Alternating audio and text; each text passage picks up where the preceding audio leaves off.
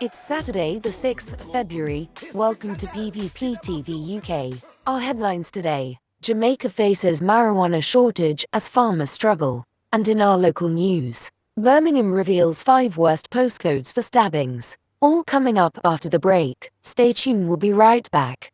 Let me tell you about PVP TV. PVP TV UK, keep it lock up and put it. Hey yo, PVP TV. Yo, the one of the baddest PVP TV. I'm represent for PVP TV. You know, I'm represent for PVP TV. For PVP TV, keep it locked. Give them something to talk about. But me not gonna make them draw me out. I'm Simone Robinson. Out top stories today. The 5 postcodes with the highest number of stabbings. B23, Eddington, total 99 in 2020, 32 in 2019, 38 in 2018. B21, Handsworth, total 95 in 2020, 21 in 2019, 39 in 2018. B19, Lascelles, total 83 in 2020, 21 in 2019, 22 in 2018. B12, Highgate and Bawdsley, total 76 in 2020, 30 in 2019, 22 in 2018. B5, Bullring, Chinese Quarter and Digeth, total 69 in 2020, 13 in 2019, 21 in 2018. B23, covering Eddington, paramedics responded to 32 stabbings last year alone, including the tragic death of Scout leader Marie Gladders. The 51-year-old mother, described as gentle, warm, vibrant and lovely, suffered fatal stab wounds in George Road, Stockland Green last November.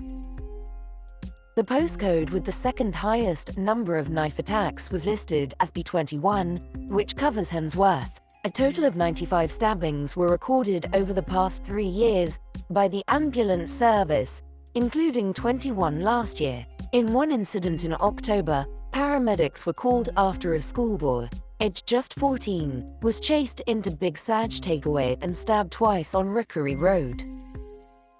Lascelles, covered by the postcode B19, was highlighted as suffering from the third highest number of knife attacks between 2018 to 2020, according to the data.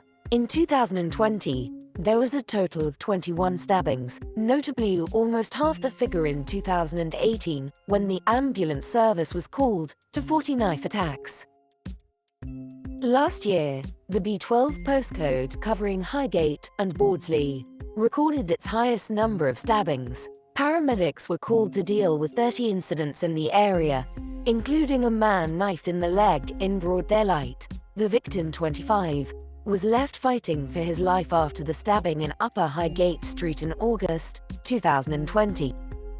Jamaica is running low on ganja. Heavy rains followed by an extended drought, an increase in local consumption and a drop in the number of marijuana farmers have caused a shortage in the island's famed but largely illegal market that experts say is the worst they've seen. It's a cultural embarrassment, said Tristan Thompson, Chief Opportunity Explorer for Takia, a consulting and brokerage firm for the country's nascent legal cannabis industry. Jamaica, which foreigners have long associated with pot, reggae and Rastafarians, authorized a regulated medical marijuana industry and decriminalized small amounts of weed in 2015. People caught with 2 ounces, 56 grams, or less of cannabis are supposed to pay a small fine and face no arrest or criminal record. The island also allows individuals to cultivate up to 5 plants, and Rastafarians are legally allowed to smoke ganja for sacramental purposes. But enforcement is spotty as many tourists and locals continue to buy marijuana on the street,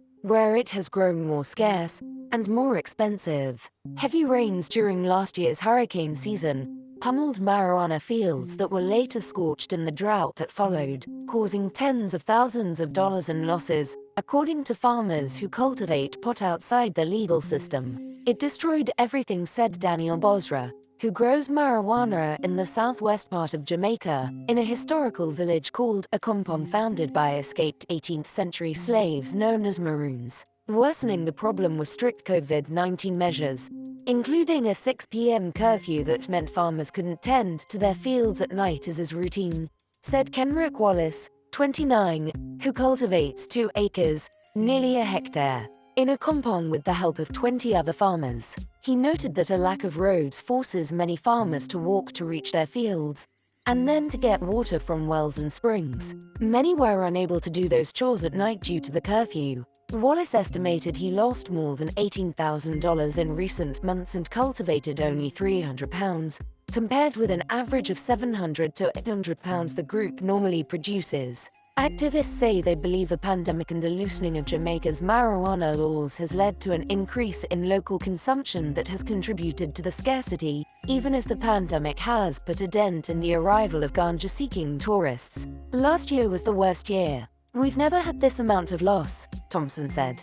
It's something so laughable that cannabis is short in Jamaica. Tourists, too, have taken note, placing posts on travel websites about difficulties finding the drug. Paul Burke, CEO of Jamaica's Ganja Growers and Producers Association, said in a phone interview that people are no longer afraid of being locked up now that the government allows possession of small amounts. He said the stigmatization against ganja has diminished and more people are appreciating its claimed therapeutic and medicinal value during the pandemic. Burke also said that some traditional small farmers have stopped growing in frustration because they can't afford to meet requirements for the legal market while police continue to destroy what he described as good ganja fields. The government's Cannabis Licensing Authority, which has authorized 29 cultivators and issued 73 licenses for transportation, retail, processing and other activities, said there is no shortage of marijuana in the regulated industry.